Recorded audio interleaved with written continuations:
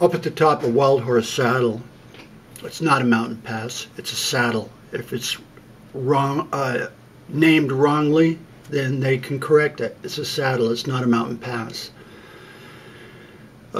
This pit is up there, and it's you know, gravel and sand, and it's up at the very top. It has nothing to do with miners. I believe it to be a pine nut roasting pit.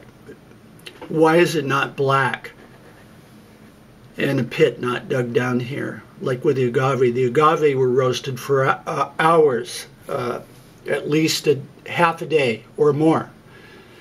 The pine nuts and the pine cones from all these trees actually were only barely exposed to heat to open the pine cones and get the nuts to drop out.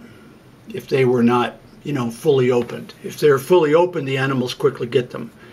I believe this to be a pine nut, not necessarily roasting, but heating up pit, where they would have used wild grasses, maybe a few branches, and put them in there barely to heat them up, as is done to this day.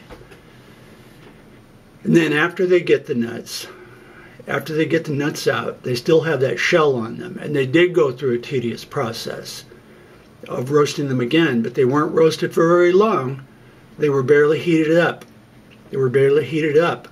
So that then they would take a metate or whatever, which could easily quite be over here, and pound off and work off the husk. So this could be wild grasses, not a full fire like roasting agave. Okay, that's what I believe this to be, and I'm researching it and trying to get to the bottom of it. As far as Jeff Claw, he has no knowledge of that. Nothing. Absolutely nothing.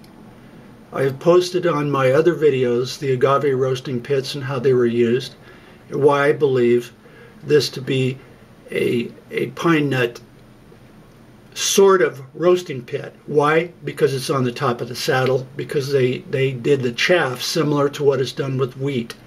And so up at the top of the saddle, that would make perfect sense for this to be there, where they would shake them up and let the husks blow off in the wind.